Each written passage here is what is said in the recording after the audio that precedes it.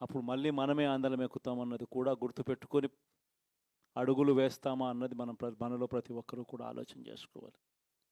ఇదే మన ప్రభుత్వం అధికారంలో ఉన్నప్పుడు కులం చూడలేదు, మతం చూడలేదు, ప్రాంతం చూడలేదు, రాజకీయాలు చూడలేదు.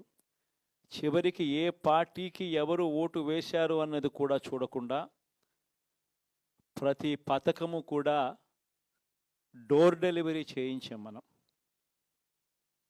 అర్హత మాత్రమే ప్రామాణికంగా తీసుకొని ప్రతి పథకము, ప్రతి మంచి కూడా ప్రతి ఇంటికి డోర్ డెలివరీ చేయించాం. అలా ప్రతి మంచి, ప్రతి పథకము డోర్ డెలివరీ చేసిన ప్రభుత్వం మనదైతే, పాలన మందైతే, ఈరోజు కేవలం వాళ్ళ పార్టీకి ఓటు వేయలేదు అని మాత్రమే, ఓటుకు వేయకపోవడం